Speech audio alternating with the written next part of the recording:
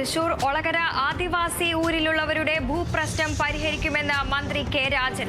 ആദിവാസികൾക്ക് വനഭൂമിയിൽ പട്ടയം അനുവദിക്കുന്നത് തടഞ്ഞുള്ള കോടതി ഉത്തരവ് റദ്ദാക്കാൻ സ്പെഷ്യൽ പ്രോസിക്യൂട്ടറെ നിയമിക്കും. ഫോറസ്റ്റ് സ്റ്റേഷൻ മുതൽ ഒളകര ഊരുവരെയുള്ള റോഡ് പുനർനിർമ്മാണം പരിഗണിക്കുമെന്നും മന്ത്രി. തൃശൂർ ടൗൺ ഹാളിൽ കേരള വനിതാ കമ്മീഷൻ അധ്യക്ഷ പി സതീദേവിയുടെ അധ്യക്ഷതയിൽ നടത്തിയ അദാലത്തിൽ 70 പരാതികൾ പരിഗണിച്ചു. 28 പരാതികൾ തീർപ്പാക്കി. 38 പരാതികൾ അടുത്ത അദാലത്തിൽ പരിഗണിക്കാനായി മാറ്റി.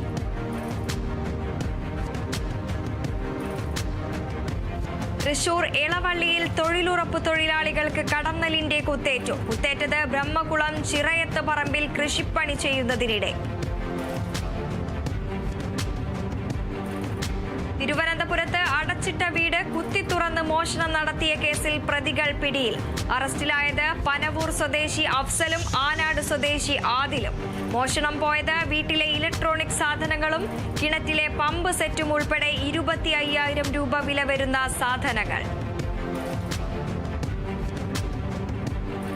തൃശൂർ വടക്കാഞ്ചേരിയിൽ പൊതുഗതാഗത സംവിധാനമില്ലാത്ത സ്ഥലങ്ങളിൽ ബസ് റൂട്ടുകൾ നിർദ്ദേശിക്കാൻ ജനകീയ സദസ്സ് സംഘടിപ്പിച്ചു.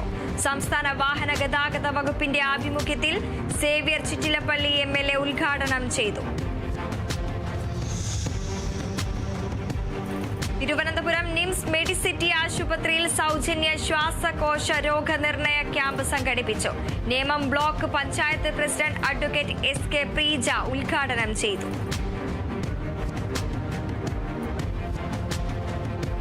മഹേഷ് നാരായണൻ സംവിധാനം ചെയ്യുന്ന മൾട്ടി സ്റ്റാർ ചിത്രം ശ്രീലങ്കയിൽ ചിത്രീകരണം ആരംഭിച്ചു. മമ്മൂട്ടി പ്രധാന വേഷത്തിലെത്തുന്ന ചിത്രത്തിൽ മോഹൻലാൽ, ഫഹദ് ഫാസിൽ, കുഞ്ചാക്കോ ബോബൻ, നയൻതാര തുടങ്ങിയ വൻ താരനിര. കോട്ടയം വൈക്കത്തഷ്ടമിയോടനുബന്ധിച്ച് ആനച്ചമയങ്ങളുടെ പ്രദർശനം നടന്നു. പ്രത്യക്ഷ ഗണപതിയെ സങ്കല്പിച്ച് വൈക്കം മഹാദേവ ക്ഷേത്രത്തിൽ ഗജപൂജ നടത്തി. തന്ത്രിമാരായ കിഴക്കിനേടത്ത് മേക്കാട് മാധവൻ നമ്പൂതിരി, ഭദ്രകാളി മറ്റപ്പള്ളി നാരായണൻ നമ്പൂതിരി എന്നിവർ കാർമ്മികത്വം വഹിച്ചു. Kottayam Changanassery Sargakshetra sports and wellness forum സംഘടിപ്പിക്കുന്ന marathon season 3 Chethipuzha Kristujyoti college of management and technology ഗ്രൗണ്ടിൽ ആരംഭിക്കും. ശ്രീലങ്കൻ ക്രിക്കറ്റ് താരം Muttiah Muralitharan marathon flag off ചെയ്യും. മാരത്തണിന് മുന്നോടിയായി വിളംബര ജാഥ നടത്തി.